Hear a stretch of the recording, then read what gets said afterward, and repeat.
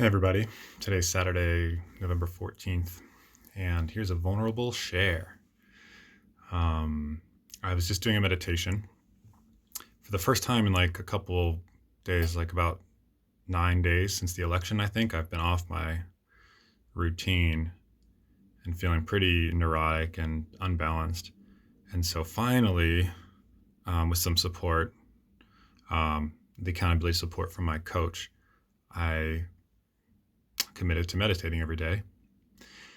So I just did a meditation and I realized like all this stuff that was inside of me that I needed to share. And so I sent some messages right now to some people I realized I needed to clear the air a bit with. And and now I want to get this off my chest because this is why I'm doing this vlogging, is to just share what I'm learning, because we're all humans and we're all trying to learn and live a better life, find happiness and all that. So I want to share some stuff that I've been finding that's really making my life a lot better in case it helps you make your life better. And this comes out of a call that I just had with a friend at noon about relationships. And yeah, stuff I've been learning about how to be in relationship better. And this has come over many, many years, and it's not a scientific study. It's just a case study of myself. But I felt really like excited and passionate sharing with this friend of mine at noon because he's going through some relationship stuff and I've been going through relationship stuff, and who isn't going through relationship stuff, right? We're all humans and we're all in different kinds of relationships with different people. I'm not just talking about romantic, I mean family or friends or housemates. And here's what I've been learning. It's vulnerable sharing. It's about making the implicit explicit in a way that can be building of trust and deepening vulnerability, and therefore the satisfaction and a nourishment of relationship. And specifically in romantic relationships, this new tool that I've been using is very simple, and it's just about checking in about expectations or assumptions, and getting a little clarity about what's going on inside. And so first I'll tell you my example, and then I'll use an analogy. And so the example for me has been that I've been dating for whatever, a long time, I guess, and it wasn't going well.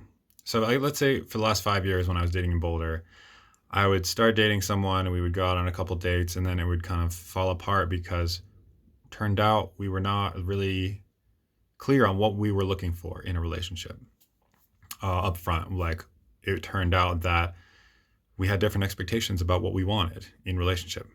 And it took me 5 years or so, and a whole pandemic, to realize that it's a waste of time to go into a relationship without being explicit about what I'm looking for, both with myself and with my counterpart. So after reflecting on what I wanted in relationship, what I was looking for, what I'm open to, I would, through the dating apps, but also in a person to person, when it was right, check in. What are you looking for? And so this is even like on the dating app. It was actually really effective. Hey, you seem really cool. Yeah, you seem cool too. Like, whatever, a little small talk. And then like as soon as there's some kind of connection and reciprocity established, hey, so what are you looking for? What kind of relationship are you wanting? Are you wanting something serious, something casual? Are you looking to get married and have kids? Like, the dating apps kind of prompt in this certain way, but it's a great way to start a vulnerable, trustworthy relationship, is to just start expressing like, this is what I'm looking for. Because some people are clear. They're like, hey, I'm not looking for hookups. I'm looking for a husband to like partner with. I'm looking for kids. I'm not looking for kids. And it doesn't have to be like that, but um, so the analogy is that we're all looking for dance partners, right? And we have music in our minds of the kind of dancing we want to do. But if we don't check in about the kind of dancing that we want to do, then, and this has been my experience, then we are going to not be dancing to the same rhythm and the same style. So instead of just being like, hey, do you want to go dance? Great, let's go dance. Let's go out on some dates and like not talk about the music that we're hearing in our heads. And suddenly, like, we're not really dancing that well together. And then it's like, oh, we're listening to different music. Instead, it's kind of like, hey, I have hip hop on my brain. I want to go hip hop dance. Like, what kind of dancing are you looking for? And they're like, oh, I'm just looking for jazz dance. Okay, then like, or like, are jazz and hip hop compatible in some way? Is there a fusion? Um, yeah. The other thing that's been big for me is monogamy versus non-monogamy, which is like kind of trending right now, but also feels really authentic to me because I'm not really looking to settle down. I'm very transient in my life and I'm looking for learning opportunities and growth opportunities. And I want, within reason, to learn from as many people as possible in terms of this vulnerability and finding what's compatible, what I am looking for by being authentic about what I'm looking for, but also experiencing what other people are looking for. So this is a different metaphor in terms of like what kind of dance partnership are we looking for? Are we looking for the monogamy party where you go to a dance and then you stick with the same dance partner the entire time and then leave together and all that? Or is it a primary partnership with some non-monogamy, like you go to a dance together and you dance with the same person like most of the time, but you also try other partnerships with total clarity, transparency, and consent about what that looks like? Or is it like a free form, like contact improv, like being really clear about what kind of dance you want to go to, both in the arrangement and then the music that's playing, is just the best way that I've found to find functioning partnerships and relationships because we're just on the same page about things. And I bring it up, if not on text, like on the first date for sure, because I'm tired of wasting time with dating and I want to get really clear about what I'm looking for and what other people are looking for so that we can drop in and have a satisfying relationship. So, yeah, I really invite you to do that. There's a really great book about non monogamy that's pretty controversial called Sex at Dawn that I'm finding really mind blowing. And of course, there's caveats. It's not like apparently he's not like a true academic anthropologist. So there's other books called Sex at Dusk, apparently, that counters this. But anyway, it's a really fascinating exploration of what's possible and the options for humans besides what the status quo is. So yeah, and the basis is like emotional intelligence and vulnerable communication. So an example of the way that this creates healthy communication is that this person I'm dating now, we seem to have a lot in common. So we didn't text that much. We just met up outside and had a conversation or like hung out for like an hour. And it was great. And we just chatted about our lives and stuff. And it seemed to be going well.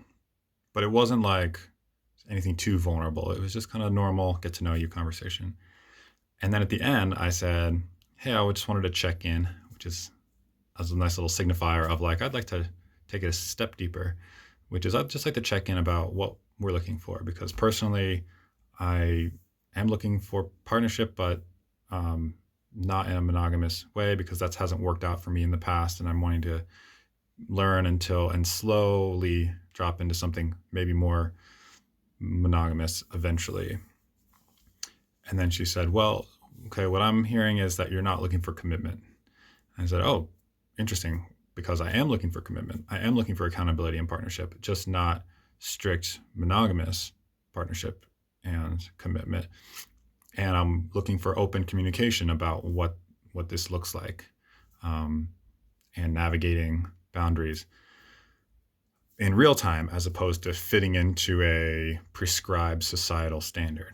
And she was like, oh, okay, interesting. And so it's about creating a shared reality by communicating about, is it like this? Is it like that? What are we actually getting at?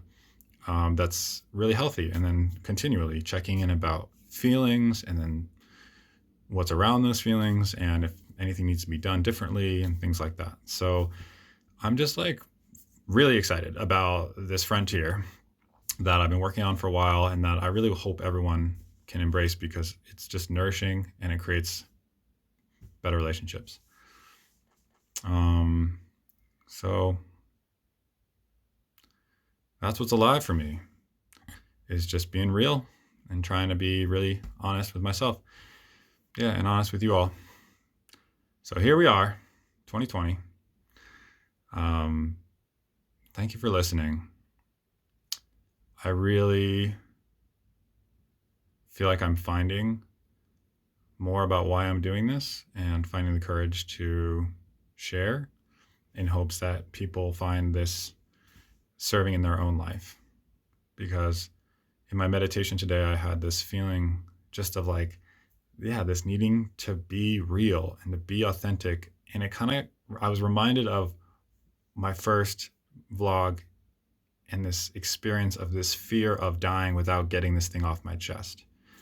It's just like, oh, I have so much going on inside and I really want to be seen and I really want to share because I don't know if I'll get the chance to share. Like, I got to keep this thing happening in real time. And it kind of reminds me of relationships in that way, where after a while, there's so much built up angst. It's like we can never undo all that. Or like, we can never like get underneath and sweep all that dust from out under the rug.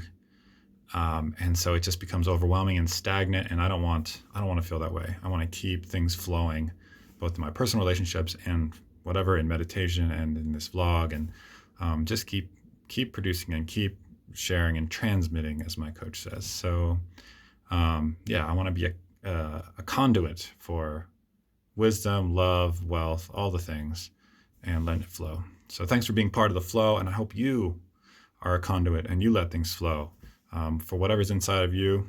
I hope you find a place to share it and be seen, because it's really beautiful, and you're beautiful, and we all have beautiful things to share, and we're all beautiful children of God in the universe. And I really feel that way, that when I meditate, I'm like filling up my heart and my insides with the universe, because it feels true. It feels true that the universe like is inside of me as much as I let it. So yeah, see if that's true for you. I hope this has been nourishing to you in some way. Take care.